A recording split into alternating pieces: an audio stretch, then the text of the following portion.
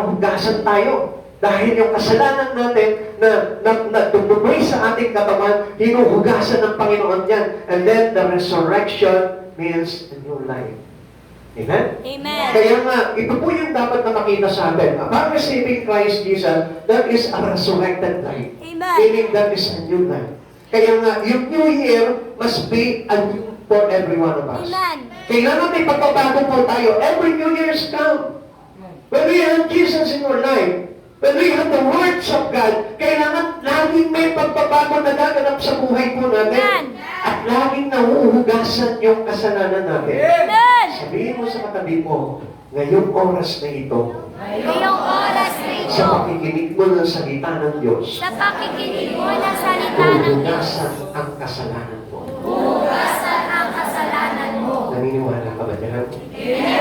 Naniniwala ka ba dyan? Kaya marami po nagsasabi, bakit gano'n? Sabi nila, matinglang ko ng gawain, maraming magaganap sa buhay ko. Wala naman ako ng experience, wala naman akong naramdaman. Inantok lang ako, nakatulog ako, nainip ako, nagutom ako. Dami. Yun yung naramdaman mo eh. Kasi nga, yung faith mo, hindi gumagana dahil lack of reading your Bible.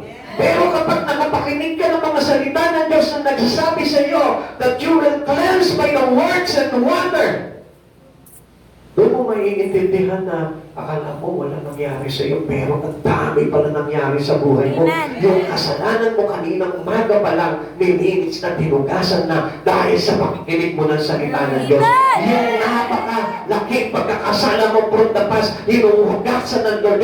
Unti-unti pa kakinihiluran ng Diyos sa pamamagitan ng salita ng Diyos. Amen. Kaya nga sa oras nito, nakita mo, parang piling mo, natatanggal yung mga libag mo habang nakikinig ka ng salita ng Diyos. O, tignan mo. O, tignan mo, tinignan nga nila kung may mga libag pa sila, ano? Eh, yung iba nakatago, hindi ito eh. Kaya hindi makita. Kaya, totoo po yan, nililinis po tayo sa pamamagitan ng salita ng Diyos because the words of God is a good news. And that good news is what Christ did for our salvation. Amen. Okay, this is the greatest love story ever told. Yan. Ito po yung dapat nating binabasa. Hindi yung mga love story ng mundo. Sabi ng Lord, do not conform to the pattern of this world. Transform by renewing your mind. Instead na magbasa ka ng watapan, ito na lang basahin mo. Kasi doon maiinap ka sa mga maling tao. Doon maiinap ka sa kasalanan. Doon maiinap ka sa mali. Samantalang ito, kapag binasa mo yung love story ng Lord, maiinap ka kay Jesus. At kapag naiinap ka kay Jesus, makakarating ka doon sa kanyang kaharian. Kakatahan ka ng Diyos. Dadalhin kita sa ating palasyo, dadalhin hanggang langit at malibago. Di ba? Ang Diyos ang unang umawit doon, hindi si Regine Velasquez. Kaya nga, pag magbasa ka ng Biblia, mai-inlove ka kay Jesus. Amen! Amen. Amen! Mai-inlove ka kay Jesus. Amen! Mai-inlove ka kay Jesus. Mai-inlove ka kay Jesus. Mai-inlove ka kay Jesus. Always make a habit to read your Bible. Dahil habang pinabasa mo ang Biblia mo, tumitibok ang puso mo kay Jesus. Habang meron ang Biblia, lumalaki ang pagmamahal mo kay Jesus. Habang daladala mo palagi at bibig mo ang Biblia mo, lagi punong-puno ng pag-ibig ang puso mo kay Jesus. Pero pansinin mo, kapag yung Biblia mo ay laging nasa bahay lang, sa iba ka nanginginap. Ha? Pag nakakita ka ng pogi, ay, ang guwan ko. Tumipimok na naman ang puso ko. Pag nakakita ka ng maganda, ay, ang ganda. Tumibok na naman ang puso ko. Mga kapatid sa Panginoon, without the Bible, ang titibok sa iyo ay kasalanan. Amen? Kaibigan nyo? Without reading your Bible, ang titibok sa iyo, every beat of your heart is sin. Amen. Bawat bitik ng puso mo ay kasalanan. Amen. Pero kapag nagbabasa ka ng Biblia, yung pagtig mo, naiigin mo ay magiging tama sapagkat titibok sa tama at sa kabanal ng Diyos. Amen. Amen. Amen. Amen. Kaya ano yung awit natin? Bitig ng puso o ikaw lamang ang maranasan. Sige, tuloy mo. Sigurado ko. Sigaw ng damdamin. Yan. Masarap, ano? Habang pinamibigyan mo yan, di ba? Parang nai-love ka na sa Diyos, lalo na pag pinipikit mo yung mata mo, tapos naaalala mo yung ginawa sa'yo ni Jesus. Doon pa lang napapagtais ka na eh. Tuloy mo yan. Ha? Doon pa lang nakita mo, kung may pag-ibig ka kay Jesus, doon pa lang para pumapasok na si Jesus sa buhay mo eh. Nakakalimutan mo yung problema dulot sa'yo ng pag-ibig na mali. Nakakalimutan mo yung dulot sa'yo ng pag-ibig sa kasalanan. Nakakalimutan mo yung pag-ibig sa sanlibutan. Kung di naaalala mo, yung pag-ibig na ginawa, the greatest love story. Yung pinakamatinding love story na nangyari sa buhay ng sangkatauhan.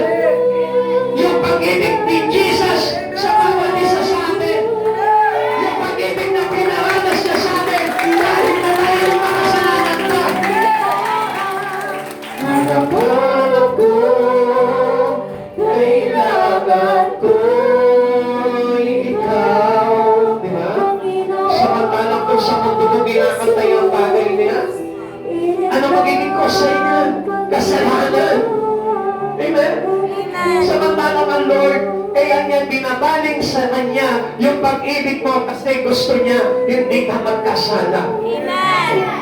When we read the Bible, we're being equipped to share the gospel. Kapag may nabasa po natin ang Biblia po natin, hindi natin maiiwasan na ibahagi rin ang salita ng Diyos, ang mabuting balita. Majoring on the gospel makes missionary of us all. Yan. Kapag nabuo at lumaki sa buhay po natin ang salita ng Diyos, tayo po ay nagiging misyonaryo. Bakit? Kasi ikaw na mismo itutulak mo yung sarili mo para maibahagi po ito sa iba. At alam niyo po ba, kapag tayo po ay naging pangunahin sa buhay po natin, yung mabuting balita ng Diyos, nagiging misyonaryo po tayo. At hindi nagiging mercenaryo. Amen? Kaya marami po sa mga Christian ngayon ang mercenary, not missionary. Pag sinabi missionary, we serve voluntarily God in our life. Pag sinabing mercenary, nakatingin ng tao sa kikitain lang. Amen? Kaya nga, full of worriness ang isang tao because many people are mercenary. Kaya nga, trabaho ng trabaho ang tao eh. Bakit? Nag-aalala sila na baka mawalan sila ng pera. Nag-aalala sila na baka maghirap sila. Kaya nga, nakita niyo po, marami po sa buhay po natin are mercenary, not missionary. Last people in the world are missionary. Kasi bakit? Hindi naman tayo yayaman dyan eh. Hindi naman tayo magkakapera dyan eh. Gusto ko malaman mo, hindi ka nga nagpapera sa pagiging missionary mo, pero nagiging mayaman ka naman sa kaharian ng Diyos. Every time that you preach the gospel of God, you build your own mansion in heaven. Amen. Samantalang yung pagiging mercenary mo, kumita ka ng kumita dito, pero wala ka nang naiimpok na kayamanan sa kalangitan. Amen. Because you're a person being a mercenary doesn't cost him life eternal. Hindi mo tutulot sa kanya po yun ang buhay na walang hanggan sa piling ng Panginoon. Amen. Kahit na magtrabaho, maging mabait ka, maging masipag ka sa trabaho mo, hindi pa rin magtutulot po yan ng tinatawag na buhay na walang hanggan sa piling ng Panginoon. We need to be missionary. Amen. Amen. Amen. Kaya nga, yung pagbabasa namin ng Biblia, it makes us missionary. Amen. Kaya po, tingnan niyo po ito. Pag nagbabasa ang tao ng Biblia, ang dami niyang nag-share. Workers, naiintindihan niyo na kung anong ibig ko po sabihin sa inyo? Amen. Bakit ko parang pinapractice ko palagi kapag nagtitipon tayo? Gusto ko lagi nag-sharean po tayo. Because I want every one of you to become a missionary. Amen. Gusto ko kasi maging missionary tayo.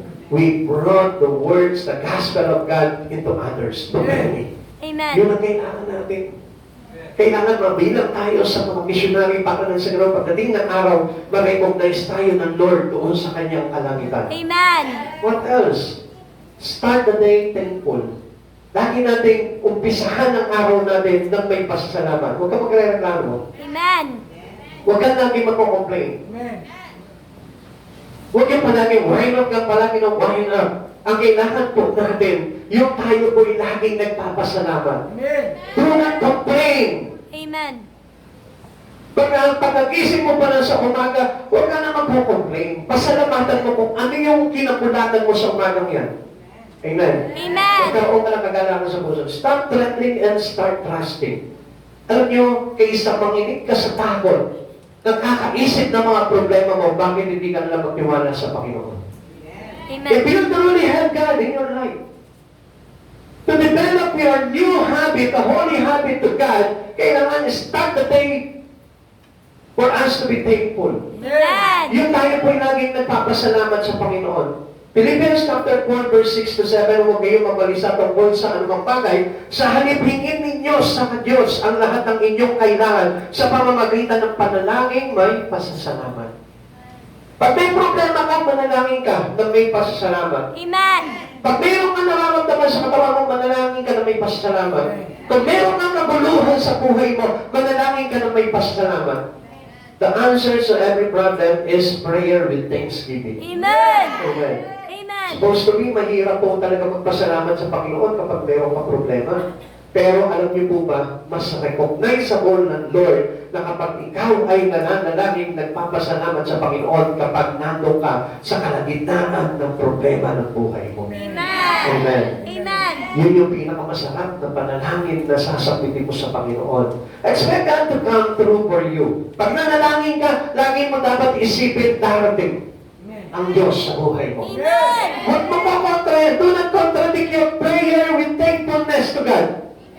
Dapat kapag nanalangin ka, nagpasalamat ka sa Panginoon, expectin mo na 100%. Walang matitira na negative sa panalangin mo. Kundi, it makes sure na darating ang tugon ng Panginoon sa buhay mo. Kahit walang pinakikita sa iyo na solusyon doon sa mga panalangin mo, still, maniwala ka darating. Darating palagi kapag nanalangin ka sa Panginoon. Kaya marami mga Kristiyano are answered prayer until now dahil hindi sila naniniwala na darating ang tulong ng Diyos. Every prayer must be answered. Kaya lang, alam niyo po ba, kaya hindi tinutugon ng Lord yung panalangin mo dahil ikaw mismo negatibo ang puso mo. Dahil ikaw mismo kontra ka sa pinapanalangin mo. Dahil ikaw mismo kumukontra ka sa pananampalataya mo.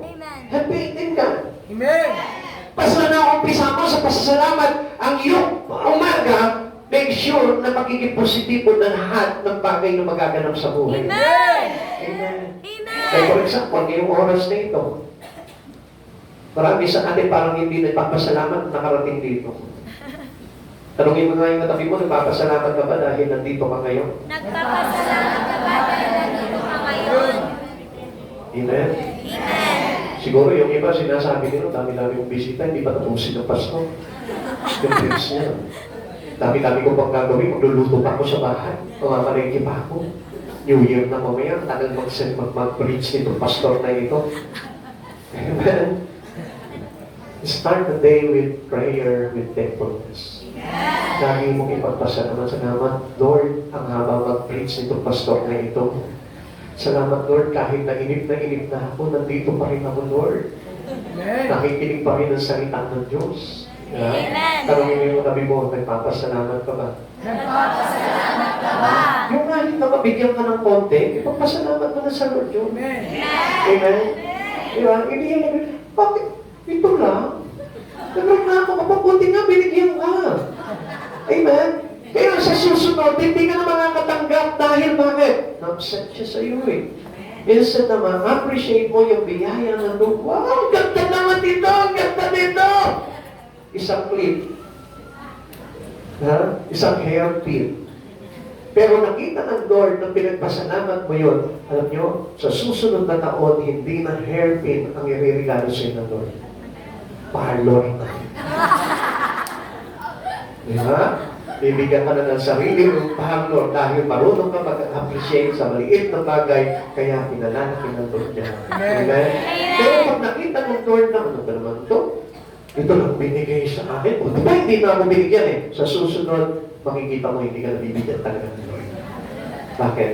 Kasi, nung nagsabi, kasi nagreklamo ka. Amen? Sino hindi yung nagreklamo sa mga tinanggap niya? Siyempre, hindi kayo magtataas ng kamay. Kasi habit na natin maging plastic. Diba? Ako nga, nagpapasalamat ako doon sa mga nagregalo sa akin. Daming natanggap ng misis ko. Bakit? Maliit sa akin eh. Buti na siya nakinabang. Diba? Oh. So, salamat pa rin sa Panginoon kasi dahil sa inyo, narigaluhan ko ang misis ko. O, di ba? Ang laking tulong niyo sa akin yun. Hindi ako marunong magregalo sa misis ko eh. Pero dahil sa inyo, sa kaloob niyo regalo sa akin, natutunan ko magregalo sa kanya. Yeah? O, nakita niyo? Salamat pa rin sa Panginoon. Amen? Amen. Eh, sino talaga dito yung mga nagreklamo? Saan tinanggap nila regalo? Sino dito yung wala natanggap na regalo? Ha? Ay, salamat sa Panginoon. Dahil ang tanggap, ano? Yan. Sino dito yung hindi nagregalo? Ha?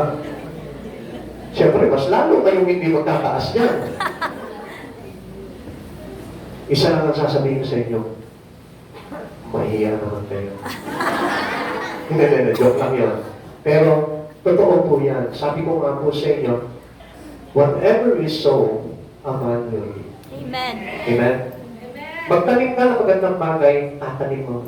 Aani ka rin ng magandang bagay. Amen. Kaya nga, God bids us to give for us to receive. Amen. Amen. Pero kung ang natutunan mo ng pag-receive ng pag-receive, gusto ko malaman mo, pagdating ng araw, wala ka nang i-receive. Amen. Amen. Amen. Yung mga halimbawa, di ba? Liligaluhan ka na, umaangal ka pa, I tell you, hindi nalulugod ang Panginoon doon. Amen. Amen? Amen. Amen? Amen. Sino dito yung meron pang pakabol na regalo? Kay Pastor. Ay, wala. Salamat po sa inyo. I appreciate. Hindi. Kahit sa iba, Meron? Meron ba? Sino pa dito yung may mga natin? Wala na yung screen natin dito. Buti na lang, tinagad nyo na. Sino ba dito yung may mga regalo? Habol. Para sa wow, meron pa siya. Para sa akin po yan. Hindi. Dito. Meron pa po kayo regalo.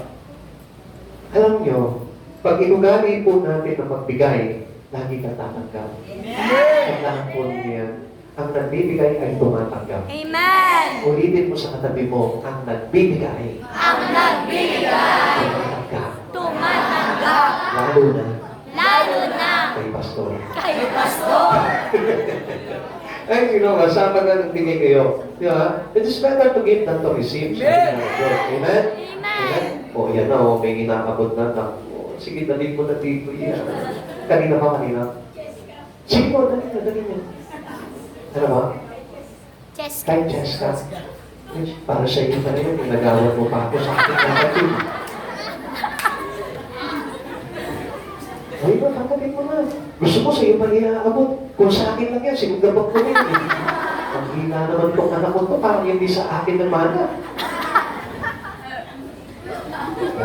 Thank you. Salamat po, pagpalain po kayo ng Panginoon. Nagregalo ka pa sa aking sister? Ha? Baka kaya ka? Natuloy kang anak ng pastor, hindi ka marunong magregalo. Mana ka sa tatay mo. Expect God to come through for you. Kasi lagi niya tatandaan, pag nangingi ka sa Panginoon, darating yan. Amen. Kaya nga, pag nangingi ka sa katabi mo, may darating din yan. Kasi yung attitude ng Lord, pag nangingi ka sa Kanya, it will be given. Amen? Kaya nga, ganun din po tayo. Pag may nangingi sa iyo, dapat magbigay ka. Amen. Amen? Sino dito yung pag may nangihingi sa Kanya, hindi nagbibigay? Siyempre, hindi pa rin kayo magtataas niya. Sige, pag-iwalin niya yung mga ganyang attitude. It is a holy habit. Ibahin na nga po natin. Focus on God's blessing and give thanks. Di ba? Huwag niyong iisipin yung mga bagay na unanswered, kundi ang isipin po natin yung biyaya ng Lord. Ang daming biyaya ng Lord na hindi pinagpasalamat natin sa buong taon. Ang daming mga pinagkaloob sa iyo ang Panginoon na naman napakagalang ng bagay, pero ang nasa isipan po ng tao, yung kawalan. Hindi niyo napansin? Minsan alam niyo po, meron po tayong 12 months sa isang taon, 11 months na pinagpala ka, pero ang nakita mo, yung isang buwan na walang pagpapala. Ganun po usually ang isang tao. Ang nakikita niya yung pangit na bagay. Hindi niya nakikita yung gandang bagay na ipinagkaloob sa kanya ng Panginoon. Yung pinakamalaking bagay na regalo sa kanya ng Panginoon, hindi niya nakita. Ano yun? Yung kaligtasan. Pero ang nakita niya, mas gusto niya pa natanggapin yung biyaya ng material na bagay. Amen?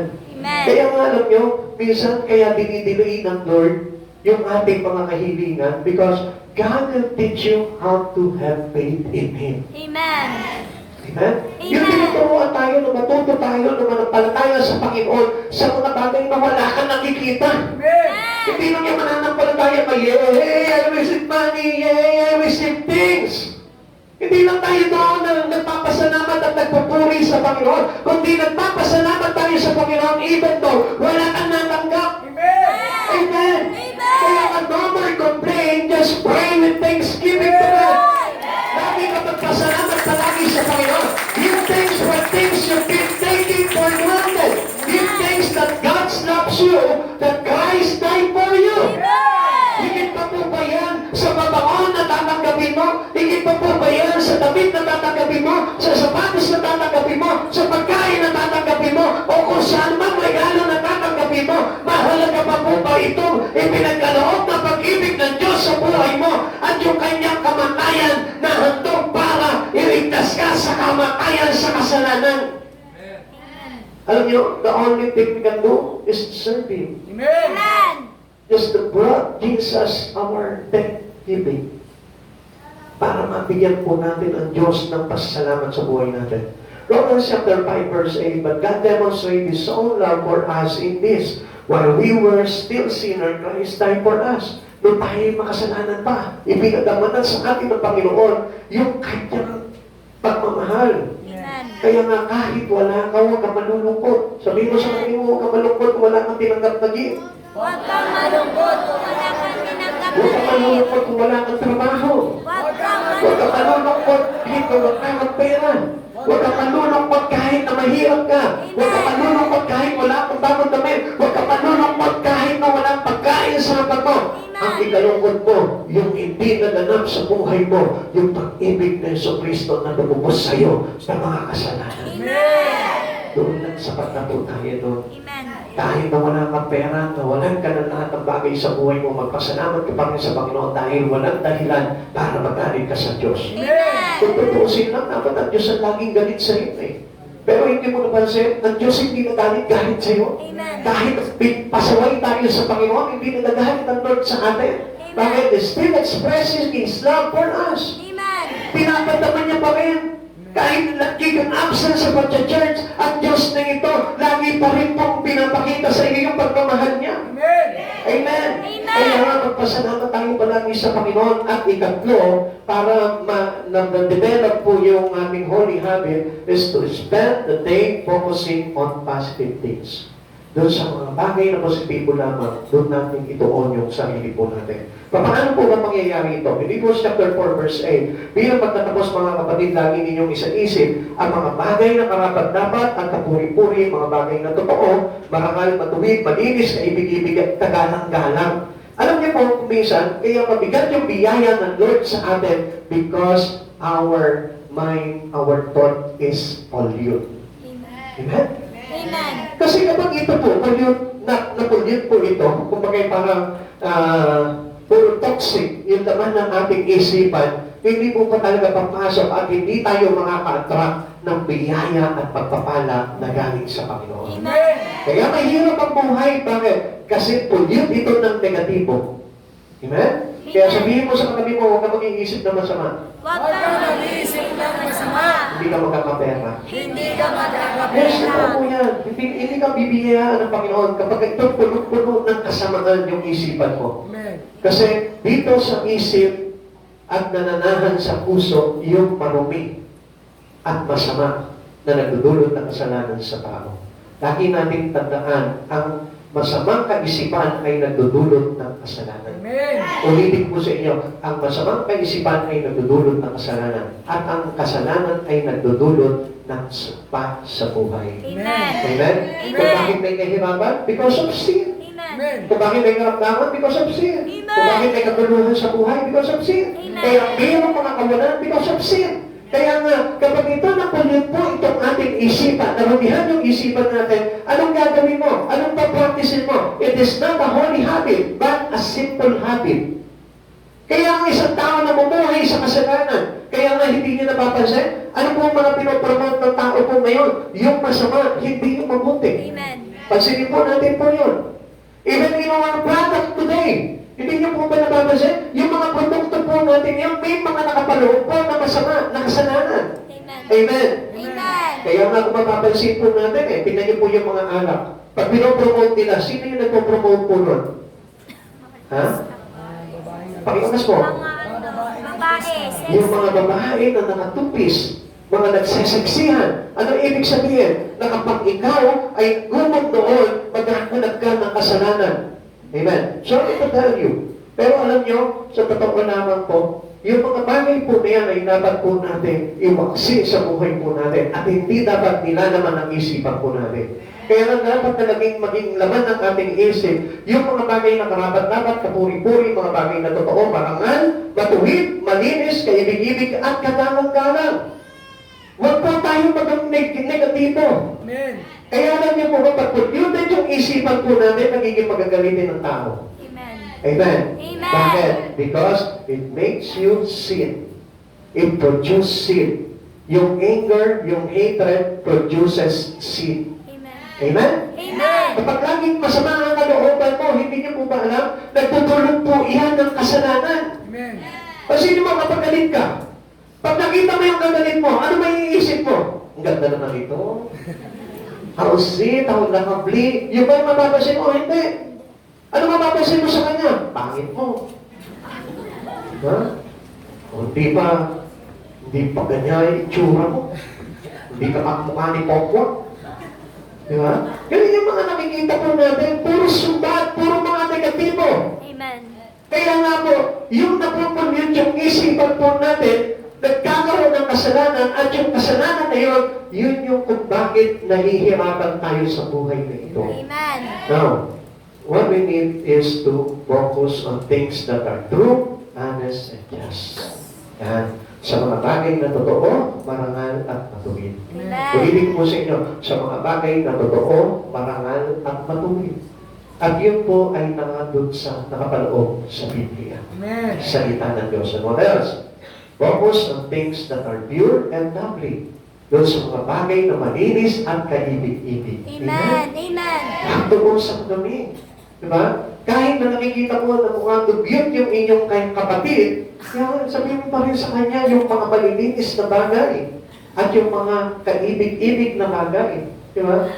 Kumisa kasi nakikita po natin the fault to others. Amen. Yung mga mali ng isang tao. Bakit instead of looking for their fault, tignan po natin yung makakapaglagay sa kanya sa kabutihan. Amen. Amen? Amen po ba doon? Amen. Parang yung na po tayo. Ha? Alam ko po ang isang palay, di ba, pag namumunga, yung po yan. Pero ang isang Kristyano, dapat pag namumunga yan, hindi yuyuko. Ha? Ang alam ko kasi pag sa Kristyano, tinatamaan yung yuyuko. It is not the sign of humbleness. Baligtad po yan. Pero gusto ko po na malaman po ninyo, yun po yung kailangan talaga. Amen. Amen. Yung pure and lovely. Pure in heart, pure in mind, and a lovely spirit we have to others. Kailangan ko yan.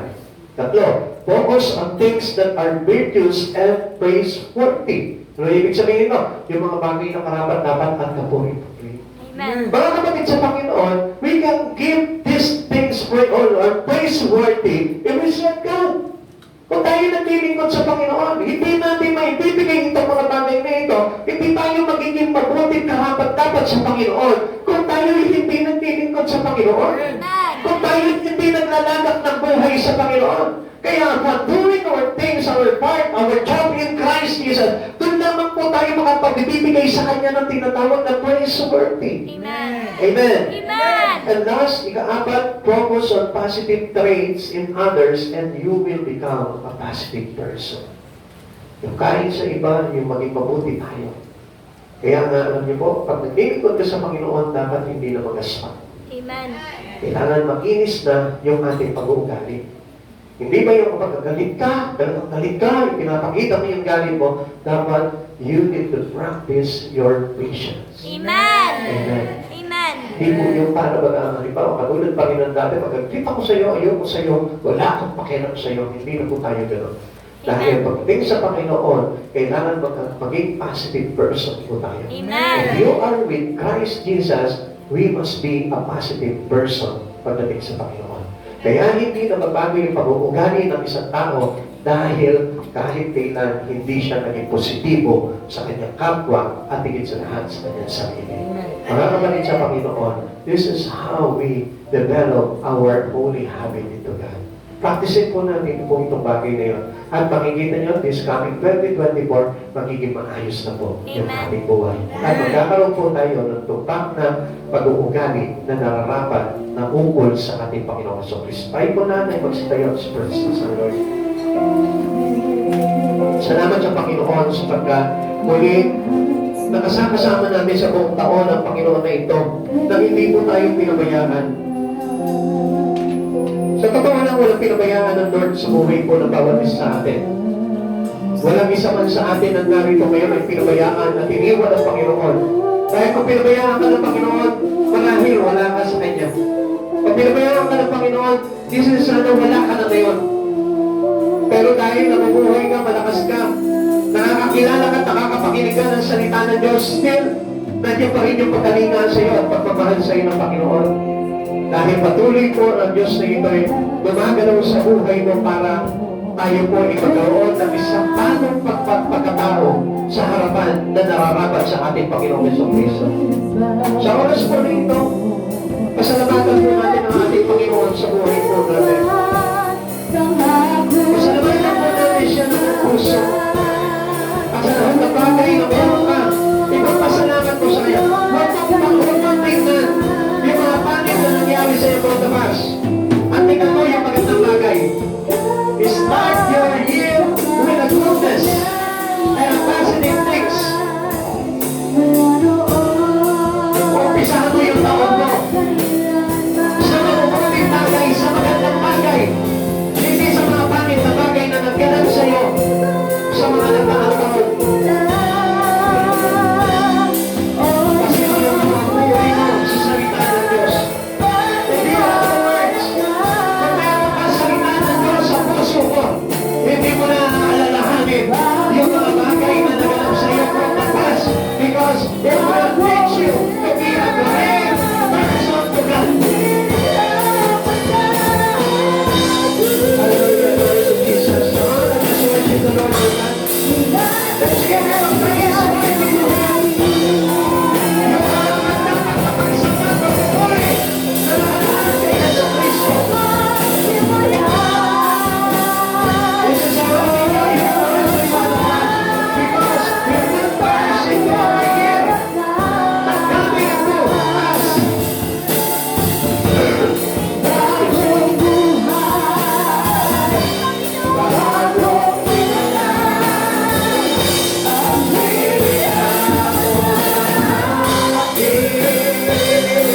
Glory to Jesus. Hallelujah.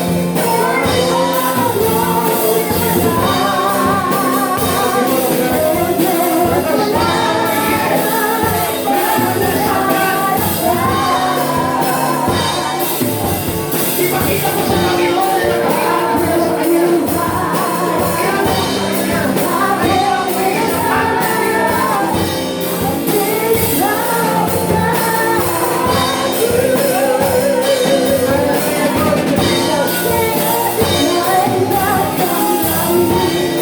makakapatid sa Panginoon. Alam ng Diyos, kung ibig mo na mabago ang buhay mo. Kaya lang, gusto rin ng Diyos na ito na manaman sa iyo. Kung nais mo talaga na ipabago ang buhay mo, sapagkat walang sino man na lumapit sa Panginoon ang hindi nagbabago. Sapagkat ang gusto ng Lord talaga ay maging bago ang nilalang sa Kanya. Because every year that happens to be changed is for us having a new life in Christ Jesus. Yung magkaroon po tayo ng pamumuhay na nakaayon sa Panginoon.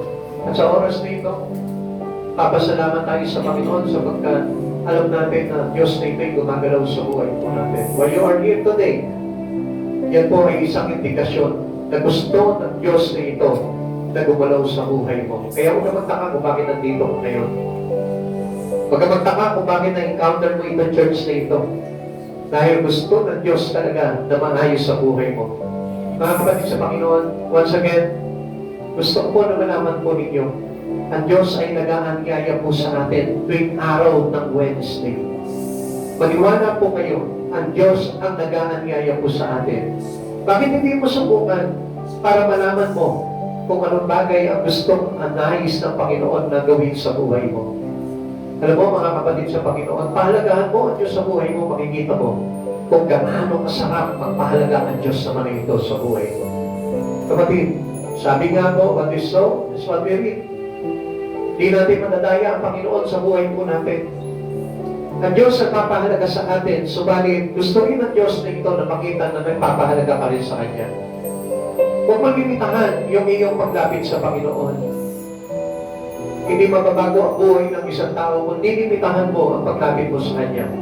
Always God makes a conviction to you to accept His offer. Kapatid, kung tatanggapin mo yung Kanyang paanyaya sa iyo, para yan sa kabutihan mo. Let this new year come with our heart to be obedient to Him. Practicein po natin yung pagiging masunurin sa Panginoon. Pag tinawag ka ng Panginoon, sumunod ka sa Kanya. Pag inanyayahan ka niya sa isang gawain, sumunod ka sa Kanya. Para makita mo kung paano magpala talaga ang Diyos nito. Kaya hindi natin ma-experience yung bagay nito dahil nililimitahan natin ang galaw ng Diyos sa buhay po natin. Kaya tuloy, hindi natin ma-receive yung mga bagay na ipinapanalangin natin sa Kanya. Minsan, nagre-request tayo sa Panginoon, Lord, pagpalain mo naman ang buhay ko. Kaya lang, alam niyo po, ang susi po sa pagpapala is our obedience to Him. Ang sabi po ng Biblia, if you obey the voice of the Lord, the blessing will overtake us. Susunod sa atin ang pagpapala kung tayo po ay sumusunod sa tinig ng Panginoon na nag-aanyaya palagi sa atin sa araw-araw na sumunod sa Kanya. Kapatid, isang mensahe po ito na nagmumula sa ating Panginoon. Kung gusto mo ng pagbabago sa buhay mo, matuto kang sumunod at iyuko ang buhay mo sa Panginoon para makita mo kung paano gumalaw ang Diyos sa buhay mo. Kaya minsan sinasabi mo, bakit ganito? Wala namang ginagawa sa buhay ko ang Panginoon. Because you hold up God in your life. Ikaw mismo nagpapahinto sa Panginoon, Lord, stop! Huwag mong gagawin sa akin yan. Ikaw yung pumipigil sa magandang bagay na gusto gawin sa iyo ng Panginoon. Every time na tinatanggihan mo siya. Bakit hindi mo subukan na sundin yung paanyaya ng Diyos sa buhay mo para makita mo, baka ito na yung start ng panibagong buhay na nilalaan sa iyo ng Panginoon. Minsan nagtatakbo tayo sa Panginoon, Lord, bakit ganito? Tagal ko nang ibinapanalangin to, pero hanggang ngayon, hindi mo pa binibigay sa akin. Alam mo bakit? Dahil na rin sa sarili po ninyo. Dahil hindi mo pinapaunlakan ng Diyos. What if itong oras na ito ay gusto na palang tugunin ng Panginoon yung iyong panalangin, subalit wala kang iyong oras na ito dito? Sa palagay mo, ikukonsinti ng Panginoon yun? Hindi. Sapagkat ang gusto ng Lord ay matuto kang manampalataya at sumunod sa Kanya. Kapatid, let us open our heart to Jesus. And let Jesus overrule our life. Kayaan mo na pagharian ka ng Panginoon at gumalaw siya ng todo sa buhay mo. Kaya lang tanggapin mo lahat ng mga offer sa iyo ng Panginoon. Huwag mo siya tatanggihan. Maniwala ka, kapatid, napakaganda ng buhay na nakay Jesu Cristo. Mga kapatid sa Panginoon, salamat sa Diyos sa panahon na ito, sapagkat iniingatan niya tayo at patuloy niya tayo ipinaglalaban na tayo po ay maligtas lahat. Dahil alam niya na malapit na siya dumating at alam din po natin na kailangan natin siya sa kanya muling pagbabalik. Maraming salamat po sa Panginoon, tayo po ay manalangin sa Kanya. Maraming Diyos, nagpapasalamat po kami sa oras na ito, Lord, na patuloy mong binubuksan at binibigyan ng liwanag ng aming mga isipan, O God. Lord, alam po namin, Panginoon, na napakagandang plano ka sa buhay namin. Lalo-lalo na, Panginoon, sa iyong pagbabalik, O God. Alam namin, Panginoon, na inilalaan mo, Panginoon, ang bawat isa sa amin, O Lord, para makarating sa iyong kaharian, O God. Maraming salamat po dito, O God. Kaya lang, Panginoon, kailangan talaga ng changes, O God, na mabago ang aming buhay, Panginoon, at iwaksin namin anumang pagkakasala at anumang pagkaumanig namin, Panginoon, sa sanlibutan ito, O God. Lord, kaya mo, Panginoon, na matutunan po namin lahat, Panginoon, na mag-focus sa iyo, most especially this coming 2024, Lord. Ikaw yung Diyos, Panginoon, na magtutulong pa rin sa amin, Panginoon, at mananaig sa amin, Panginoon, upang mangyari ang kalooban mo sa aming mga buhay. Maraming salamat po, Panginoon. Lord, hinihiling ko pa rin po, Panginoon, na pagpalain mo po lahat. Pagpalain mo po sila sa mga pangangailangan. Pagpalain mo sila financially. Pagpalain mo sila sa kanilang kabuhayan. Pagpalain mo ang kanilang mga tahanan, ang kanilang pamilya, ang kanilang mga anak. Panginoon, pagpalain mo sila, especially sa iyong Espiritu, Lord. Ang kanilang relasyon sa iyo, Lord. Lord, hayaan mo sumagana sila sa pagpapala ng iyong mga salita, O God. Maraming salamat po, Panginoon. At i-declare namin, O Lord, this 2024, O God, there is victorious life, having your children, O God, at naniniwala kami, Panginoon, na magtatagumpay kaming lahat, O God. Maraming salamat po, Panginoon. Ilalayo mo po kami, Panginoon, sa anumang kasalanan ng mundong ito, Lord. At patuloy kami, Panginoon, na makakalapit sa kabanalan mo, O God. Salamat, Panginoon Jesus. Ingatan mo po ang bawat isa, O God. At hayaan mo, Panginoon, na sa araw-araw, Lord, this coming year, O Lord, ikaw ang Diyos, Panginoon, na patuloy po, Panginoon, na maglalagay sa amin sa katagumpayan ng buhay at sa katagumpayan ng aming mga espiritu sa iyo, God. Maraming salamat po, Lord. Salamat sa kapurihan mo, pagpalain mo po ang church sa ito, Lord. At hayaan mo sumagana pa sa maraming kaluluwa na sasapaw magpupuri sa iyo at paglilingkod sa iyo habang buhay, O Lord. Maraming salamat po, Lord. We open this church to everyone, O God. Lord, maraming salamat po, Panginoon, sa iyo po namin ang ginagalingan ng kapurihan karangalan sa tanging pangalan mo po naman in Jesus' name. Amen. Amen. God bless you all po. Pagpalain po tayo na